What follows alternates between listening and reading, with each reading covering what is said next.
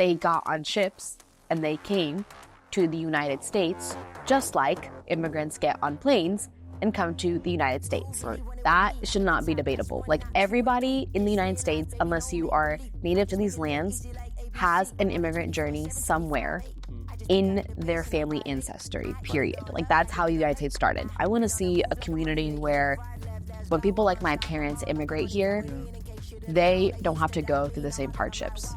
They don't have to break their backs for others to be successful. I keep my cool under pressure like a boss. I'm all in, it don't matter what it costs. All I do is win and look good from the top.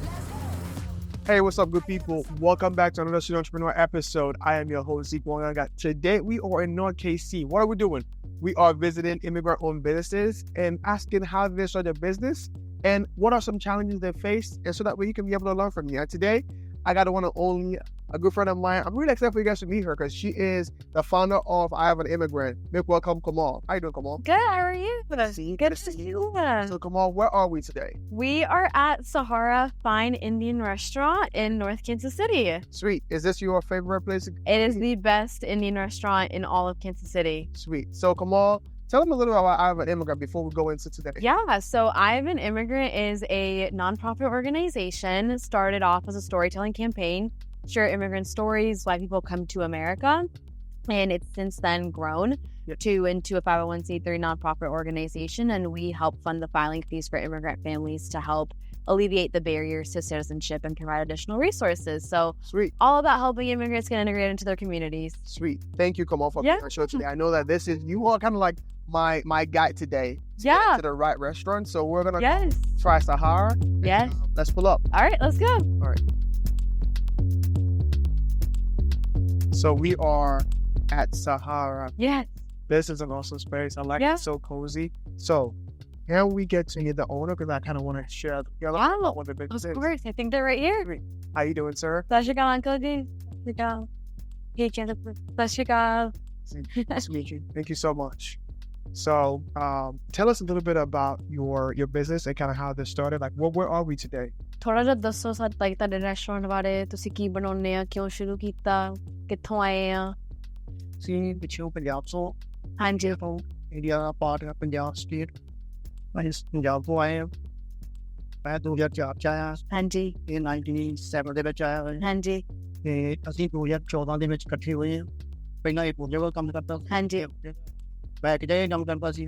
2014 ਤੋਂ ਅਸੀਂ ਦੋਨੋਂ ਜਾਣੇ ਆਪਸ ਵਿੱਚ ਜਾਣਨ ਲੱਗੇ ਹਾਂ।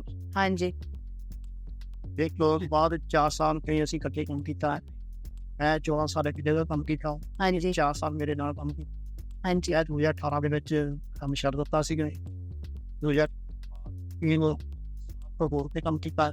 ਯਾਨੀ ਇਹ ਛੱਡ ਦਿੱਤਾ ਕੰਮ। ਇਹ ਵੀ ਆਪਦਾ ਵੱਖਰਾ ਕਰਦਾ ਪਿਆ ਆਪਾਂ।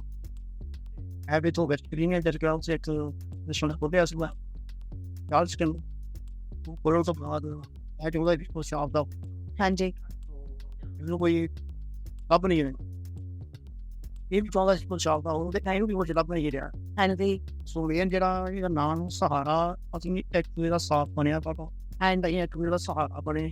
ਹਾਂਜੀ ਇਹ ਰਸੋਂ ਨਾਮ ਸਹਾਰਾ ਜਿਹੜਾ ਇਸ ਕਰਕੇ ਕੀ ਰੱਖਿਆ ਵੀ ਸਹਾਰਾ ਹੈ। ਐਂਡ ਇਹ ਦਾ ਸਹਾਰਾ ਬਣੇ ਆਬਵੀਅਸਲੀ ਹੋ ਗਿਆ ਆਵਾਂ ਹੋ ਗਿਆ ਜੋ ਸਾ ਲੱਭਸਨ। ਹਾਂਜੀ ਤੇ ਸਵਿਚ ਬਹੁਤ ਦਾ ਸਾਰੇ ਜਿਹੜੇ ਉਹਨਾਂ ਸੀਗੇ ਉਹਨਾਂ ਨੇ ਸਾਨੂੰ ਪੂਰੀ ਕੀਤਾ। ਲੇਕਿਨ ਸਾਡਾ ਹੱਥ ਨਹੀਂ ਪੜਿਆ। ਸਾਡਾ ਸਹਾਰਾ ਨਹੀਂ ਵਹੀ ਦੋਵਾਂ ਜਾਣਿਆਂ ਨੇ ਆਪਸ ਬੋਲਿਆ ਕਰਕੇ ਵੀ ਇੱਕ ਦਾ ਸਹਾਰਾ ਬਣੇ ਤੇ ਇਹ ਦਸ਼ਵਾ ਨਾਮ ਸਹਾਰਾ। ਹਾਂਜੀ ਸੋ ਇਹਨੇ ਖਰਚ ਹੋ ਗਿਆ। ਇਹ ਤੇ ਨਾਰਥ ਇੰਡੀਅਨ ਖਾਣਾ ਬਣਾਉਂਦੇ ਹਨ। ਤਾਜ਼ੀਆਂ ਅਸੀਂ ਨਾਲ ਦਿੰਦੇ ਹਾਂ ਬਣਾ ਫਾਇਦੇ ਕਰਨ ਬਣਾਉਂਦਾ। ਸਾਡਾ ਇਹ ਹੋਇਆ ਕਿ ਅਸੀਂ ਵਧੀਆ ਖਾਣਾ ਦੇਈਏ, ਵਧੀਆ ਸਰਵਿਸ ਦੇਈਏ, ਕਸਟਮਰ ਦੇ ਪੈਸੇ ਲੱਗਦੇ ਆ ਤੇ ਪੈਸਿਆਂ ਉਹਨੂੰ ਬੋਲ ਰਹੇ। ਹਾਂਜੀ ਕੁਆਲਿਟੀ ਮਿਲੇ ਤੇ ਕੁਆਂਟਿਟੀ। ਹਾਂਜੀ ਠੀਕ ਹੈ ਨਾ, ਇਹੀ ਸਾਡਾ ਫੋਨ ਹੈ। ਤੇ ਇਹੀ ਹੈ ਨੈਕਸਟ ਟਾਈਮ ਵੀ ਸਾਡਾ ਆਪਣੇ ਨਾਮ ਵੀ ਮਤਲਬ ਇਹ ਬੋਲ ਰੱਖੀਏ। ਹਾਂਜੀ ਸਾਡਾ ਕੁਆਲਿਟੀ ਬਣੀ ਰਵੇ। ਅਸੀਂ ਕਾਲ ਕਰਦੇ ਹਾਂ। ਹਾਂਜੀ ਬਾਰ ਸਵੇਰ ਰੋਜ਼ ਬਲਦੀਆ ਸਾਰਾ ਆਪ ਕਰਦੇ ਹਾਂ। ਸਾਡੇ ਕੋਲ ਕੋਈ ਰੈਡੀਮੇਡ ਫੂਡ ਨਹੀਂ ਹੈ। ਸਾਡਾ ਜੀ ਸਾਰਾ ਹੋਮਮੇਡ ਬਣਾਉਂਦੇ ਹਾਂ। ਜ਼ਿਆਦਾ ਜਿਹੜੇ ਡੱਬੀ ਆਏ ਮਸਾਲੇ ਉਹ ਕੋਈ ਭੇਜ ਰੱਖਦੇ ਹਾਂ। ਜਿਹੜੇ ਬਹੁਤ ਸਪਾਈਸਿਸ ਹੈ ਉਹ ਅਸੀਂ ਜ਼ਿਆਦਾ ਚੁਣੀਏ। ਹਾਂਜੀ ਠੀਕ ਹੈ. Anything else you want to ask? So what's the name of the owner and then where they're from? ਤੁਸੀਂ ਆਪਣਾ ਮਾੜਾ ਜਿਹਾ ਨਾਂ ਵੀ ਦੱਸ ਸਕਦੇ ਆ? ਹਾਂਜੀ ਮੇਰਾ ਨਾਮ ਫਾਜ਼ਲ ਗਿਆ ਹਾਂਜੀ ਇਹ ਮੇਰੇ ਨਾਲ 50% ਦੇ ਸ਼ੇਅਰ ਆ here but again great ਠੀਕ ਹੈ. ਤੇ ਤੁਸੀਂ ਦੋਨੋਂ ਪੰਜਾਬ ਤੋਂ ਆਏ ਹਨੀ? ਹਾਂਜੀ. Sweet. Thank you so much for working on this in your space. We are excited to try some food.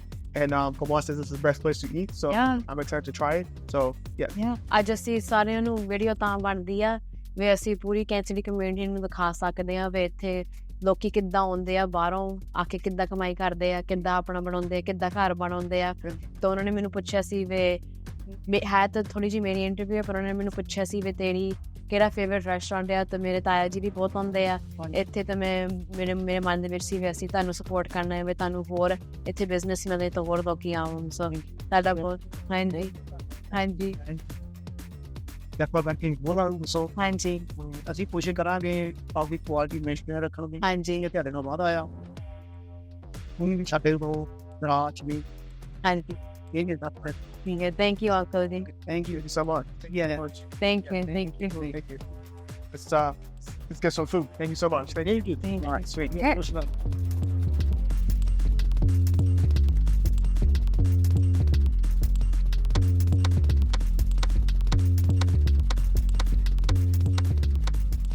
Hey, what's up, good people? Welcome back to another Student Entrepreneur episode. I am your host, Zeke Wanganga, the best storyteller in town. I'm going to keep saying that because it's my show. You know, on the show, we're bringing entrepreneurs, investors, tech founders to learn about their journey of how they create a business and how they scale it so that hopefully you can do the same and be inspired. Now, before I go into the show, I want to give a quick shout out to Casey Sourcelink for sponsoring this episode. If you're a founder, tech founder, entrepreneur, whatever you do for your business, if you want to find resources for funding, investing, scaling, go to caseysourcelink.com and find the resources. Now, let's get to the show. So today, we are shifting gears a little bit. Now, in the U.S., there's been a lot of political climate when it comes to immigration. And today, I'm bringing on someone who actually inspires me, who is doing amazing work to support immigrants in Kansas City and hopefully in the U.S. in general. So, help me welcome the founder of Immigrant, Kaur. How you doing, Kaur? Good, how are you? Good. Welcome to the show. Thank you for having me. You always looking like the first lady. Gary, we should I think you're gonna be the next mayor, you know. Right. You know it. How you doing though? Good, how are you? Good. Thank you for coming on this show. Of course. I know this is gonna be part 2 for those who have watched our podcast. Yes. Please go and watch From Here to Was it From Home to Here, right? From Home to Here. Yes. So immigrant.org. You can access it or on Spotify and Apple Podcasts. It's Tell you. From Home to Here. It was a fun episode, so go check it out. Yeah. But come on, thank you for joining me on the show today. I know that you do a lot when it comes to on the immigration side. I definitely want to, dive a little bit deeper, especially right now in the political climate that we have. There's a lot of misinformation about immigration, about, job opportunities. I definitely want to be able to, before we even get to that, let people know who you are and kind of what you do. Yeah. So my name is Komal. I was born and raised in New York City, moved to Olathe, Kansas in 2017, and I've always been inspired by social change, and I've always wanted to kind of work in that field. I never knew what that would look like or kind of where that career trajectory would even take me. And so started off like working in local government, which I absolutely fell in love with. I interned for the city of Olathe in the city manager's office during my senior year of high school for the entire year, and absolutely fell in love with local government and how local governance affects people's life day in and day out, because, trash pickup and zoning and your streets and potholes are things that actually affect you and things that local government has the opportunity to change and like see that change being made. And so I fell in love with that work, and then obviously graduated high school. And so now I am a junior at the University of Kansas studying political science with a concentration in international relations. And then I'm minoring in intelligence and national security studies and data science. So it's like a really unique combo, but essentially just kind of getting a big picture and an overarching education about politics, whether that be local government, state government, federal, and international. So yeah, that's kind of like a little bit about me. No, I mean, I think the most fascinating thing about you, even when I talk to people about what you're doing, is like, she's a junior in college. Yeah. Like, wait, what? When I was a junior in college, I wasn't even thinking about any of that. So, but did you ever see yourself like doing social entrepreneurship? Was that something, or you just fell into it? I just fell into it. I never like had this plan or idea that I wanted to even go into entrepreneurship. That just never was really an option. But like I'm an Immigrant started off as a storytelling campaign, and that really was all it was in my mind, was just a storytelling campaign that I started in high school, and it would kind of end when I graduated high school. Right. But it just started gaining so much momentum, and people loved what we were doing, and so we had to keep it going because it was pushing for the change that I wanted to see. And so, yeah, it was never something that like I expected to happen. It just has happened, and I've absolutely loved the journey. So before we get into the weeds of our conversation today, I kind of want to understand kind of your steps into becoming a social entrepreneur, right? Yeah. You said it was a storytelling campaign, and then it turned into a nonprofit, right? Yes. How did you know there was a need for this? And how did that even, get from one stage to the next stage? Yeah, that's a really good question. So it started off as a storytelling campaign because of the political climate in 2020. It was a very contentious election, and there was a lot of stuff being spewed out into media about just immigrants in general, good, bad, like just all of it. And those narratives were about people like my parents. Those narratives were about my family, and that the false narratives and the negative stuff was just not my lived and true reality. And so how can I take control of that reality and kind of shift the perspective that people have about immigrants and immigration and showcase the true facts and true stats and the true stories of the people that have built this country. And so it kind of, that was the reason why it started. And we started sharing stories, and people enjoyed reading the stories. And then we always knew it had potential to grow into more once we realized how much momentum it had. And that's when we started going to we started pitching the organization, and we had a roadmap of okay, if we become a nonprofit, we want to do this, this, this, this, this, and this. And we had a long list of things we wanted to do. We go into Overland Park South Rotary Club to pitch this nonprofit idea. And it was a difficult room to be in because I'm pitching something that is political, like immigration is political. And although we had a very nonpartisan approach to it, it was still a difficult topic to a room of people that may have not perceived it that way. It was just a difficult room. And that's where we actually met Mike Meyer. Mike, yes. Yeah, Band of Angels and Rockstar Mike. Yes, Rockstar Mike.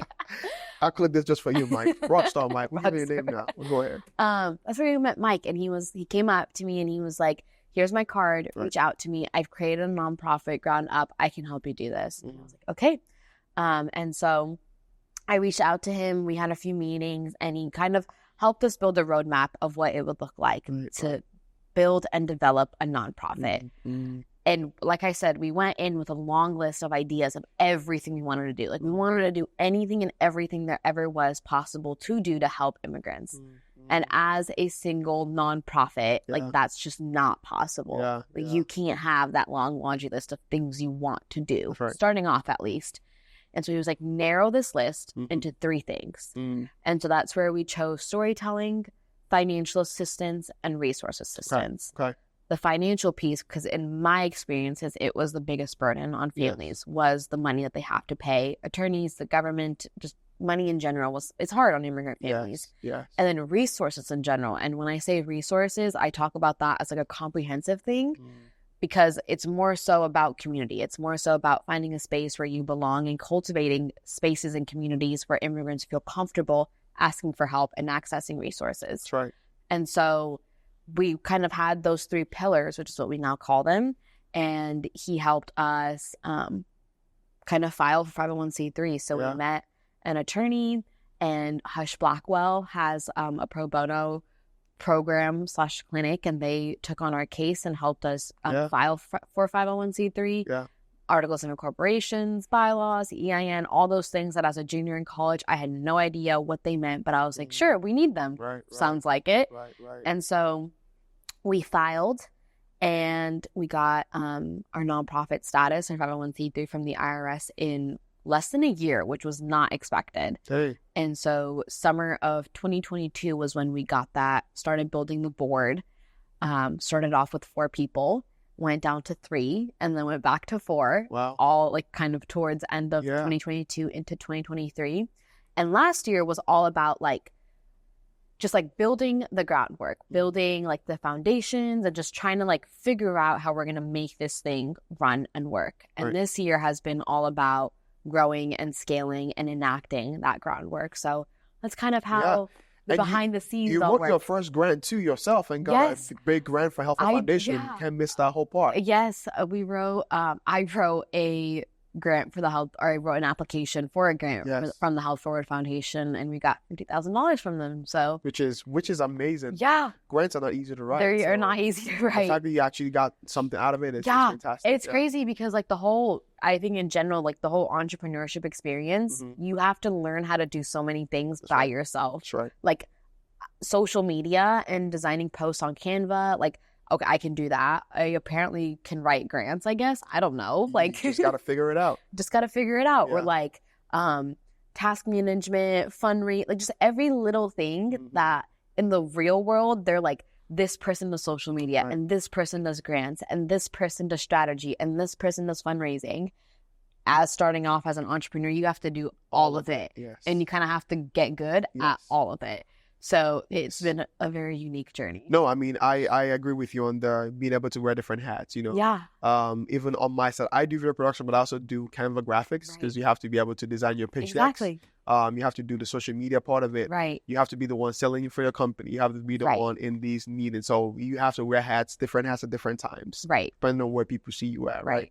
And I think another thing that I wanted to like shift into is, I know you were a second-gen immigrant, right? Yeah. Which I think you have been automatically put into a position of advocacy for either your family or your community, because you have, I would say, been kind of in the community. You know how you went to school here, so you understand how things work.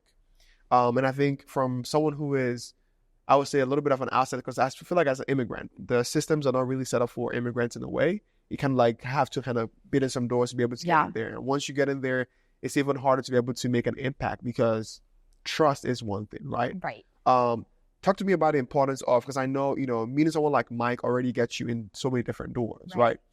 Talk to me about when it comes to networking in communities, especially being an immigrant, like what is the importance of, like, how can even you do that if you're not in that community? You know what I mean? Yeah. I mean, first of all, networking and professional networks is non-existent in immigrant communities. Right.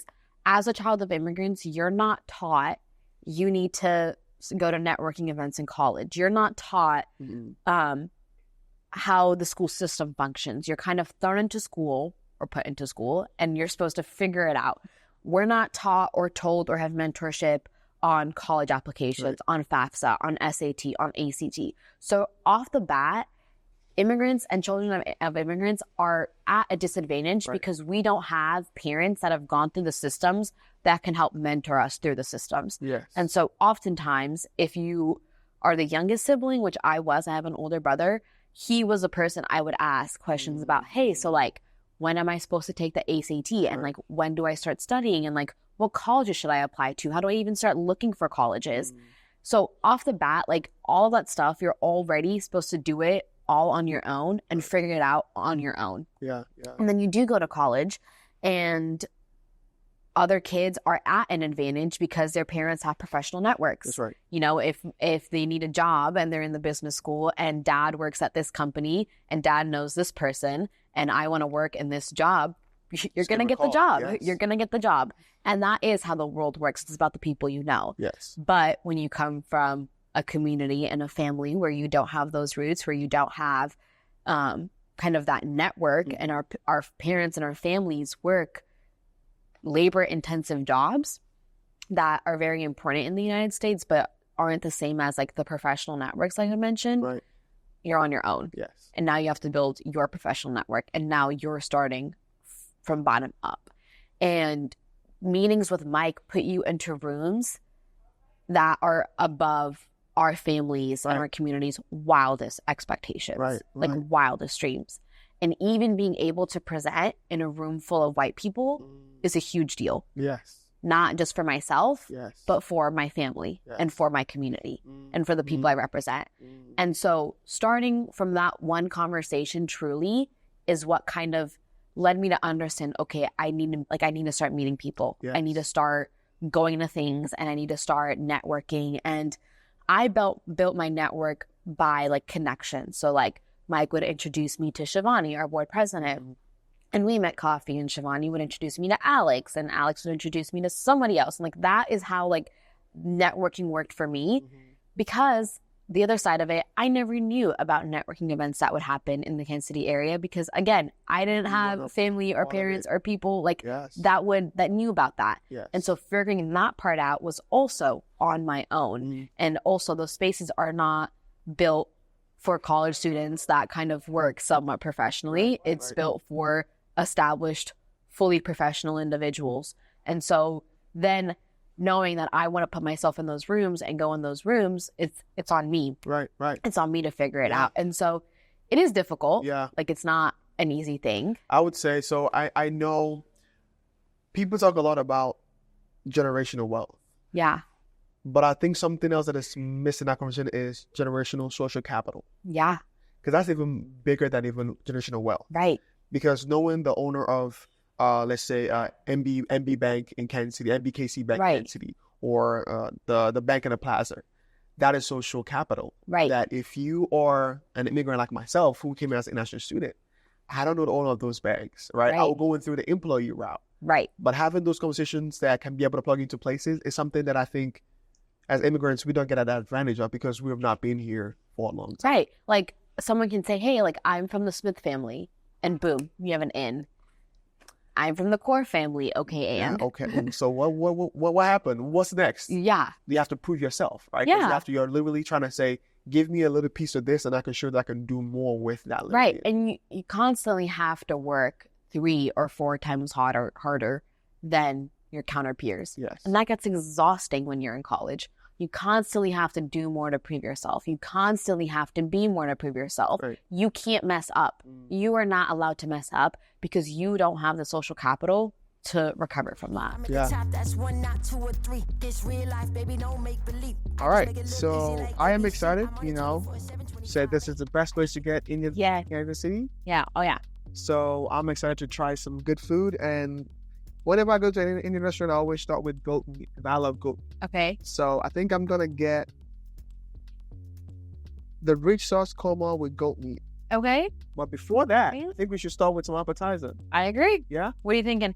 I'm thinking, the samosa, the veggie samosa. She was a good pick. Yeah, she was a good pick. I like that. All right, so let's start with that. Okay, cool.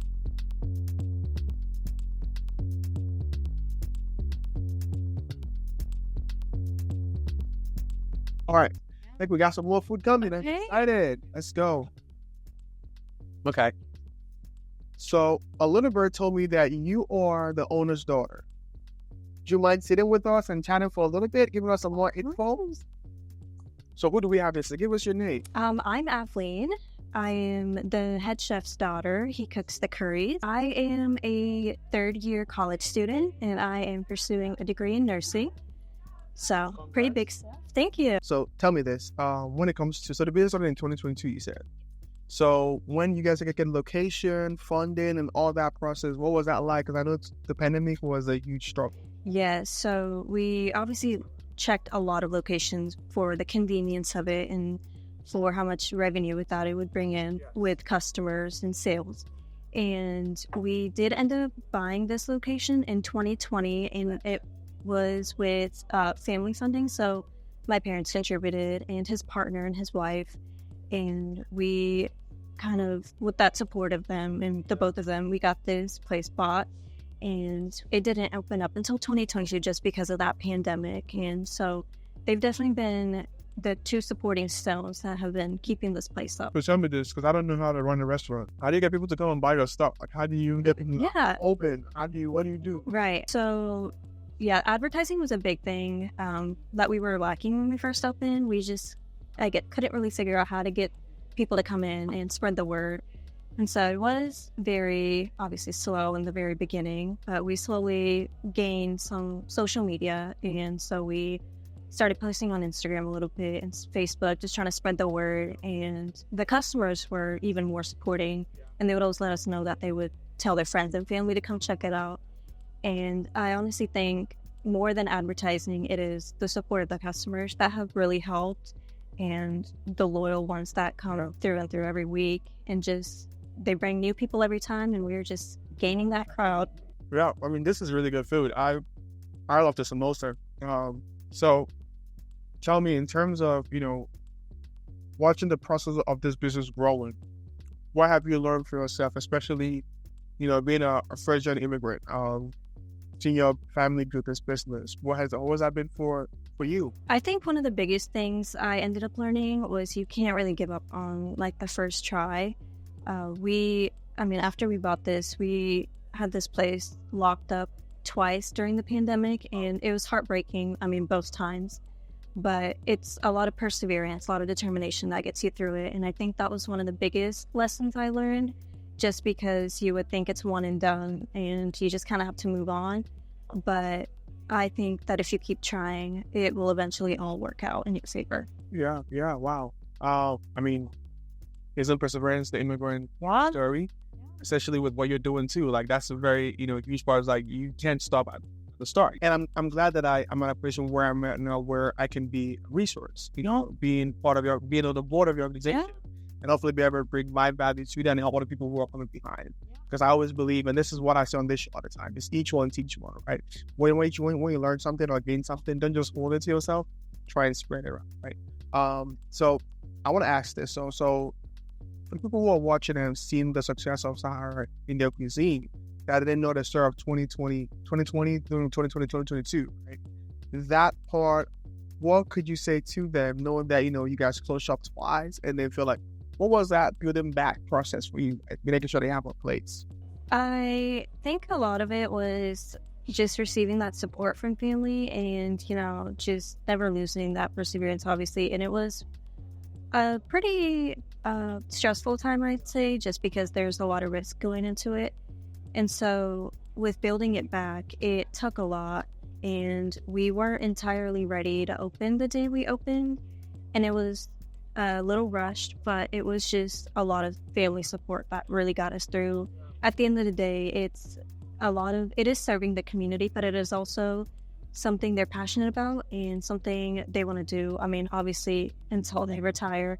And so just that idea that they're able to help serve the community and just show their love through cooking and give that out is something that really just kept them going. Yeah, I think shameless plug for their story and their family, but it's one of the only family-run Indian restaurants where it's like father, daughters, like you guys, their entire family works in every single spot of this restaurant, and then everything they use is like fresh. Everything is cooked, so like nothing is frozen, nothing is like cold, and all their spices are fresh too. Okay, so like it literally is the cuisine that you would get in Punjab here in America, serving it like authentic flavors, and it's like this is the real stuff. No, this is the. You didn't lie. This has to be the best in the restaurant I've had in the city. And I am hoping that in the near future we will have a Sahara cuisine, Indian cuisine chain. We'll have different locations. Yeah, always planting seeds. I'm just putting out there because I know some investors are watching right now. Bring some money, let's make it.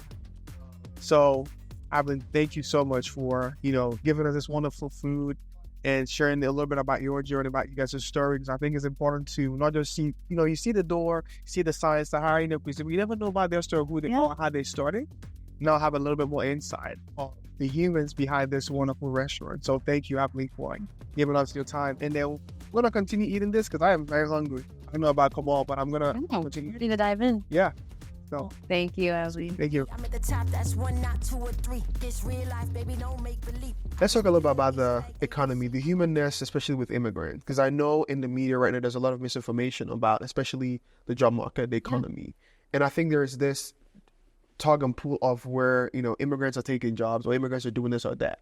But I think in the broader or more individualistic or more human story of it is the unity of immigrants and Americans should be preached more than division. Right. Because if you look at the economic impact of it, I think immigrants have about 2-something trillion like market value to be able to spend. Yeah. Let's go way before that. Let's go all the way back. This country started off by immigration. Right.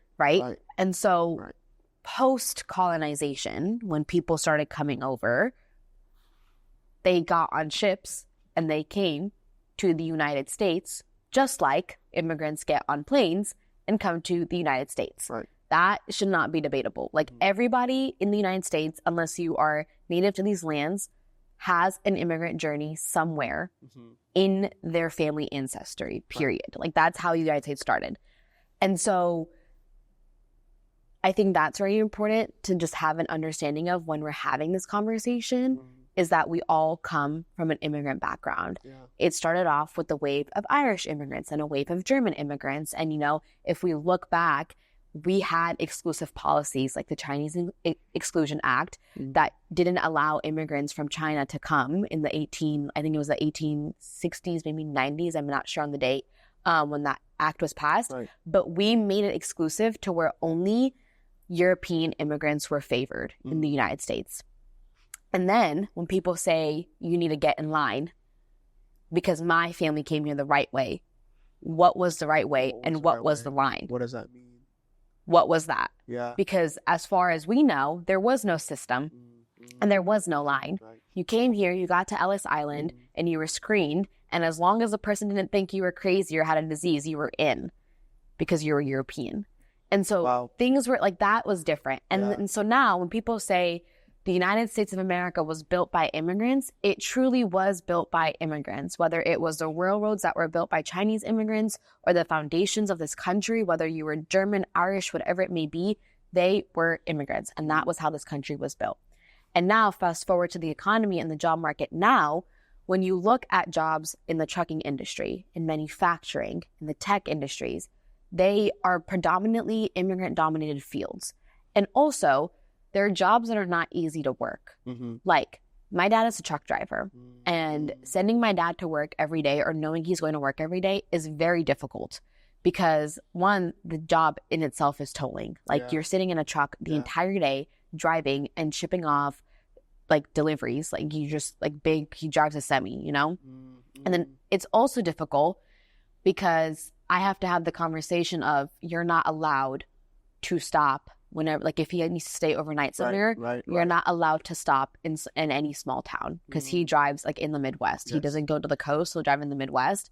And I've had to have a sit down conversation of you cannot stop and park your truck in a small town. I don't care if there's trucks up there, you can't do it because you have a turban and you automatically will not be liked in those communities. So when immigrants are filling job roles that most Americans don't want to do, and when they are doing the hard things, also with the identity piece of it, like, I think it's time that we start appreciating that. I think it's time we start appreciating our wait staff, our janitors, our truck drivers, our manufacturing, people that work in manufacturing. Yes. Because at some point, we also need to understand that that truly is the backbone of our day-to-day. Right. It truly is. Or whether, like, my brother, for example, is a mechanical engineer, but then he also works on cars on the side. And a lot of immigrants work on cars. Where would we be without our cars? And so, like, a lot of those things are foundational to our day-to-day, and they impact our economy. And immigrants don't take jobs. That has been statistically proven over and over again. Immigrants don't take your jobs. They fill the jobs you don't want to work, and they fill the jobs that are necessary to the United States. Yeah. I mean, speaking of jobs, there's, on the construction side, there's I didn't even mention construction. 500,000 open jobs in Kansas City alone, especially for the worker coming in KC. Yeah. And those jobs are not going to be filled by, who's going to do those jobs? Yeah. I mean, those are things that are not talked about, are the ones that aren't being, the jobs that are open, and the ones that then who do end up filling them are immigrants. Yes. I was watching a video about the Springfield, Ohio, and that was where the remarks were made about Haitian immigrants eating dogs and cats. And one of the reason why there were so many immigrants that came, Haitian immigrants in Springfield, was because they, like, it was kind of a word of mouth thing of like, hey, there's opportunity here, come live, like, you know. And so that's why there's a dense Haitian immigrant population there. But there was a manufacturing business there, and the owner of the plant said that he prefers having Haitian immigrants in these job roles, and majority of his employees are Haitian immigrants because they work twice as harder, they will always show up to work, and they never call out. And I think that just goes to show, like, what immigrants entail and like Yeah. why they work hard, they fill the roles and they do them properly, and employers highly prefer them. And that's just one example of that. That's the other side that they do not cover. Now, another thing that I think I have been lately, which is kind of weird, but it's like the current misinformation has even made me a little bit more cautious about when I'm walking or when I'm going somewhere alone. Because I'm like, I don't know what people are thinking anymore, because there's all this division going on. I don't know. If I don't know you, I'm almost kind of scared, because I know this might not be the environment for me. Yeah. Right. When I'm running, I might run, and then someone passes, I have to look back and make sure, because I don't know what people are thinking because of the climate right now. You're constantly living in fear. And actually, yesterday I was at the Living in Vitality conference in Overland Park, and the organizers had made this video about like my story and kind of where my family comes from and how I live in spirit and like live a healthy life. And it was displayed, or it was shown at the opening keynote session. And my best friend Brooklyn was there at the conference along with my mom. And they showed the video and, you know, like whatever. And after the conference, Brooklyn and I were talking, and she was like, you know what the really unfortunate thing is? And I was like, what? And also, side note, my friends and I are very like, I think my friends are very smart, and like we can have very intelligent conversations.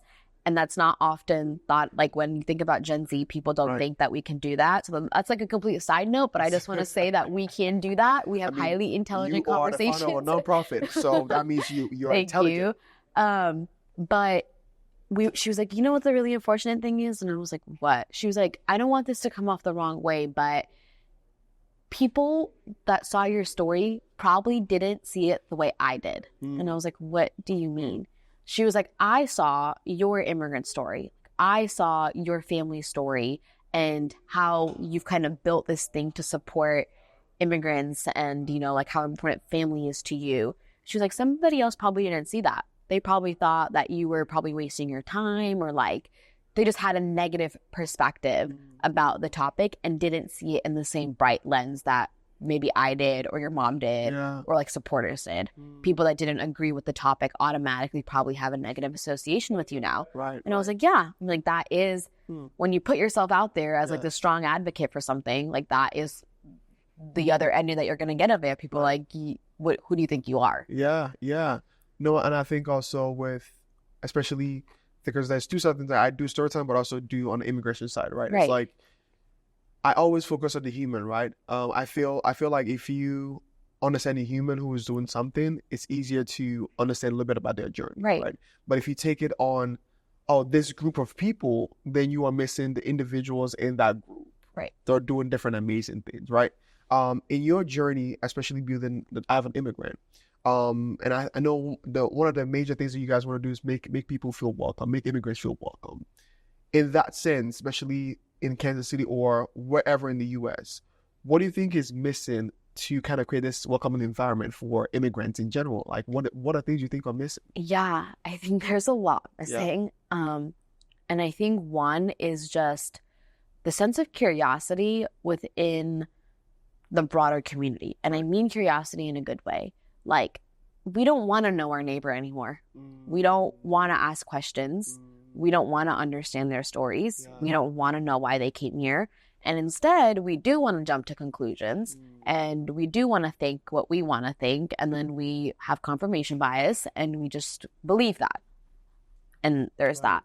So if off the bat, like, immigrants just have such a bad rep because of what's being spewed out in media and what does get media attention. And so there is no sense of wanting to understand. And I think that is a huge part of it. I think secondly, like, there's just not enough resources and to truly create welcoming communities, at least right now. I think it's something that Kansas City is doing a great job at in terms of developing those resources and cultivating that community and ensuring that we are a welcoming city. We are most definitely progressing and growing to be able to do that. But when my parents came here, like, the things that exist today also were non-existent. What do you mean language accessibility? Figure it out. Like, you don't speak English? Too bad. That really sucks. Like, figure it out. Like, you need a job? Go get a job. How do you get a job? I don't know. Go figure it out. you know? So we definitely are progressing in like terms of resources, Right. but I think that understanding piece is a huge part of it overall. Yes. I mean, in terms of infrastructure, like obviously we need to work on language accessibility and job accessibility, the immigration system in general and how it functions, and all of those things most definitely need work. Lawyers and how we act, like how immigrants get access to attorneys. That's a whole nother issue, because a lot of attorneys will take $10,000 out of your pocket and not do the work that they're supposed to do. That's a problem. Happened to my family. A lot of attorneys will walk all over you and think they can treat you horribly just because you don't know how to advocate for yourself. That's right. Yeah. And that's a problem. Yeah. No, I also think, and I don't want this to, our conversation today to be misconstrued. I want to say they're allies, right? There are people who are advocating for the right things, 100%. right? And I think what we're saying is the allies that exist, we need more of those. Yeah. Because you need people, I would say people in the seats that have had experiences or have empathy to, especially to the immigrant journey. Right. To be in this position, to be able to advocate more. Yeah. I think, like, again, like you said, to re-emphasize that point, we do have a lot of allies and a lot of supporters and a lot of people that do want to see immigrants succeed and thrive, but we need more, and we need more vocal advocates that do want to see immigrants be successful and thrive. What would you say to someone who wants to, I've heard a lot about things about immigrants. Where should I start if I wanted to learn, or what should I do? Like little steps. Yeah. I mean, obviously off the bat, I'm going to say go to ivanimmigrant.org and just read some of our stories, or hear our podcast, or the second podcast, that episode that just came out. Understand those stories, but also you don't have to like be some big advocate and like push for policy change to like be a supporter of the cause. Right. If there's someone in the grocery store that is having trouble talking to the cashier, you can help translate for them. Yes. You know, you can help them communicate. Yeah. There was one example of a workshop that Ivan Immigrant had, where there was an immigrant who was trying to get a car, and whenever he would call, the seller wouldn't answer the call. They would just hang up on him because of the Facebook profile page or his picture. However, when he told his white friend that he was having that issue, the friend was like, let me help you. And every single time he called the same people, they would pick up and they would respond and answer to him, and they would go see the car. Wow. And so he was like, I couldn't control the actions of the seller. Like, I couldn't make the seller pick up his call, the immigrant's call, but I did help by go see the car. And I was like, wait, no, I'm not getting the car. He's getting the car. I'm just helping facilitate that. Yeah. So there's like small things like that you could do. It doesn't have to be big policy change or like a huge movement that you need to or be organizing or supporting. It can be how you live your daily life and how you choose to respond to difficult issues and circumstances. No, I would say, going on of that story, I remember, I think I was in college, and I think I was at Price Chopper, and this was probably like my sophomore year. Yeah. I had bought all these groceries, and getting to the counter to check out, I didn't have enough money to pay for it. It was like $50. And as a student, I didn't have that amount of money at that time. And then this lady walked up and paid for it. I will never forget, and I still never forgot that day, because it was so important for me for those groceries, because I know I need it for like the next 2 weeks. And also have in mind that as an international student, I didn't have a car. I take the bus. And I used to live on Truce, and the price shop I went to was all the way in Brookside, right? And it's like, for me to even get there, right, was a whole journey in someone itself. had to get me there, and then I have to go back. So I can't come back again probably like the next month, right? So what you just said is like, if you can help any way you can, because the thing you think might be small. For example, going to grocery shop, it might be just normal to Americans, you know. Going to your work might just be a normal thing you do, wake up and go to work. Yeah. But for immigrants, there's so many layers of things you have to go through to even get to the grocery store, to even get to work. Yeah.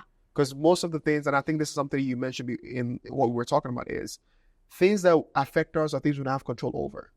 Like, we literally can't control it. Like, we just have to wait and see what happens. Exactly. Right? So we are just on the receiving end of that. Yeah. And I to kind of go to that point, I had this realization a few days ago. I live in Lawrence, but I came back home to Olathe for one night because I was dropping my brother off at the airport. Yeah. And before that, I was there one night prior. And I had waken up, and my dad went to work, and my mom went to work, and my brother was working from home, and I walked out of the house, and it was a really weird realization, and I was like, wow, like, this is the American life. Like, we are living this is the American dream. Yeah. This is the American life of like, we all get up and we all do our thing, and then we all go to work. Like, that's such a small realization, Yeah, a but- normal thing in an Yeah. an American person's life, a born citizen's life. But for my family of like, we all get up and like are together and we like do our thing and then we go to Yes. work and we all have our cars and we live in our own house. Yeah. Like, that's beyond That's a our wildest. privilege. That's a privilege. That's a real privilege. That is a privilege to Yeah. wake up every day and go to work Just go in to your work. house with your car. That is a privilege Yeah, no. that all of us take for granted. Yeah. No, now I'm thinking of it like, that's, Like 20 years ago, my parents never would have imagined Yeah. that this is the life they would be living.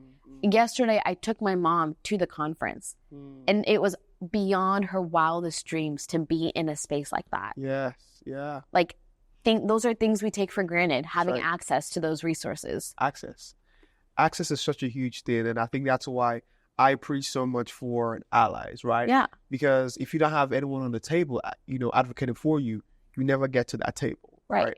A mentor of mine told me this. He said, it's either you are on the table or you're on the menu. And most times immigrants are on the menu, right? Yeah. And we need people on the table who can be able to advocate for us. And for us to get to that table, we need to be able to understand how the table works. Because different rooms have different rules. And if you don't know how to get into those rules, you just come in as an outsider, right? So I think, especially for what we're doing, especially creating an immigrant, I keep saying this, I wish I had this when I was in college. Yeah. Because what you just said, having a job, I couldn't do that as an industry student. Right. And I was working at the S2E14, I was working on campus. But having a livable wage was something I think now that I look at, having my own business, it's like, I never imagined in like 1,000 years that I would be able to even come out of what I was in, in college, right? So these are privileges that I think if we have more access, especially to funding, in the immigration the fees are not cheap. No. So these are things that I think would help, especially to at least give us a little bit of a level playing field. And I will say, like, a lot of immigrant families don't take the small wins for granted at all. Yeah. Like, my family bought our first ever house in 2020 in Olathe. Yeah. And before then, ever since my parents immigrated here in the late 80s, they've been living on rent. And in 2020, September 20 of 2020, my family bought their first house. Wow. And every single year on September 20th, we celebrate. Because I don't know if that's a normal thing, if other Americans celebrate buying their house. But that's such a huge deal. But it's a huge deal because it's in a way, it's like, okay, we've made it. Like, like this is ours. Can This breathe belongs now. to us. We can breathe. Like, we got this. Yeah. And those are small wins. Those are those are small wins along the way. My brother graduating college. That was a huge win. He was the first in our family to go to college. Wow. A huge win. Me even going to college is a huge win. Like, Interning for the mayor, having a whole nonprofit, yeah, doing all those things too. But like, girls don't go to college where I come from. We don't do that. Yeah. My mom never got a college education. My mom is very smart and very good with numbers. She never got a college education to prove that, Yeah. And so those are very small things that are wins, huge wins for our families. Yeah. No. And as we're going close towards the end of the show, I want to ask you this because I know that your platform is very new. Where do you see this going? Where are you now, and where do you see this going in the Yeah. future? I mean, right now we are continuing to share our stories. We are providing financial assistance, and we are providing those resources. And so in the future, we want to see that grow. We want to see more immigrants have access to funding, more immigrants have access to resources. Yeah. But then as we continue to grow, I want to see a community where when people like my parents immigrate here, they don't have to go through the same hardships. Yes. They don't have to break their backs for others to be successful. Yeah. I want to see like a world and a community where immigrants can come here and they can live a little bit more comfortably. I'm not saying I'm not saying I want a life without hardships for them. Like, that's kind of inevitable to dream of, but I want them to live a life that has a little bit less challenges than the life that my parents had to lead and live. Right. My mom said this to me a few weeks ago, and she was like, our entire life, all we've done is work and pay money to lawyers. And I don't want any immigrant to ever have to say that. in the future, because that's not okay. Yeah. That's really not okay. Yeah. And those same lawyers are the ones that will take advantage of you because they think they're better than you. Yeah. And that's not okay. And so it's all about creating a community and a comfortable space for immigrants to live and thrive. Immigration is a part of human nature. It's happened since the world has started. Yeah. And it's not just immigrants in the United States. People leave the U.S. to go to other places. And immigration is just a normal thing that happens all around the world. That's right. And so it's all about understanding how we can Yeah. make those journeys easier. And I would say this: support immigrant businesses. Yeah. Right. Patronize immigrant businesses. Yeah. And there are so many businesses that in the Kansas City area that you may not even realize are immigrant owned. That's right. So many businesses. That's right. And so That's right. continue supporting those. Do your research. Find out who you're supporting, where you're going, what they stand for, and if they're in line with your values. Yeah. So I know that you have an event coming up. Yes, we do. Talk to me about that event and why that event is important. It's important, and what's the why? Yes. So on November 8th, we have our second annual From Home to Here from 6 to 9 p.m. At Glory in Kansas City. And that is a big storytelling event that I have an immigrant host. It is our big fundraiser, but then it is also our big celebration of everything we've accomplished throughout the year. Right. This year, it's going to be bigger than last year. We have an amazing lineup of speakers. We have a mother-daughter duo that are going to speak about their advocacy journey and how they kind of got to where they are. We'll have amazing food and drinks and music. And so it's really a time to celebrate the achievements. And it's also the Friday after Election Day. So who is invited to this event? anyone is welcome to come. Tickets are live right now on ihaveanimmigrant.org. And so it's open to everybody. Yeah, no, I shout out to I Have an Immigrant for being able to put an event together like that, because I think, again, community is such a huge part of an immigrant's journey that most times we don't find that because we don't even know how to access it. Right. So I think this is why we need to promote this as much as possible, because I know there are people who, if they're able to get that to that event, they'll have so much more to take away with from that one. And one thing that everyone always says is that our event From Home to Here is great about creating community. Yeah. You come into the space and you just automatically feel welcomed and you feel like you're a part of something bigger. Yes. And we will continue creating that space and creating a safe and welcoming space for everybody. And so, Yeah. Let me ask you this. How can we help you, the audience? How can we help? How can we help what you're doing? What you need to get to the next thing that you're trying to accomplish? Yeah. I mean, obviously come out and support our events. Yes. From Home to Here is this year, and that's how we'll be wrapping up 2024. But then we'll have an amazing lineup next year of things. Okay. Come to events, read the stories, listen to the podcast. That's a big piece of what we want to do is shift the narrative and break the silence barrier for immigrants, creating a space for them to be comfortable when they share their story. So listen to those things, donate if you can, and just support the journey on social media. So follow us for I Have an Immigrant everywhere. Yeah. I don't know if there's anything I left on the table, but is there any other thing that I left on the table before we wrap up? Okay, so tell me this before I close out. If you were to summarize what you want people to get from today's conversation, what are the key things you want people who are listening today to get from this conversation we had today? Yeah. Well, one, immigrants are an integral part of our community, and it's important that we support them.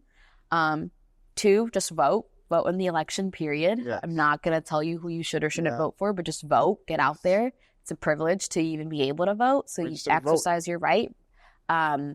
And three, I briefly touched on the Gen Z thing about being young and being a professional, but I think it's really important, and I'm assuming this is a professional and an adult audience. Yeah. And so to those listening, support young students that are on the up, support Gen Z. Right. Yep. Keep going. Support Gen Z students, because they are the future of your companies. That's right. They are the future of our country. And, a medical or a pre-med student today is going to be your doctor tomorrow. That's right. And so it's important that we invest in Gen Z students, whether that's through mentorship or networking, providing them opportunities, internships, whatever it may be. It's really important that the adults of today support the youth of today. So. Please support us, Gen Zs. Right. But thank you for coming on the show. Thank you for all you do. Of course. I think I'm always inspired by your journey Thank and you. just how you move in the outside the community. Because like I said, there's a different mindset when it comes to networking in this, especially the environment that we work in. Yeah. So thank you for founding I Have an Immigrant, and as we go forward, we're definitely gonna be working more together. So thank you for all you do. Thank you. That's what I'm gonna say. Thank you. Shout out to the I Have an Immigrant board. You guys are doing amazing work, and November 8th we're gonna pull up. Yeah. We're gonna show out. Yeah, we have a great board. I love my board. Yes. Anyways, for those who are watching from home, it's been another Student Entrepreneur episode. I am your host, S2E14. And you know what to do. Like, share, let people know. I'm not gonna force you, but I think you should subscribe. I'll see you guys on this episode. Bye-bye for now. Pick up the pace.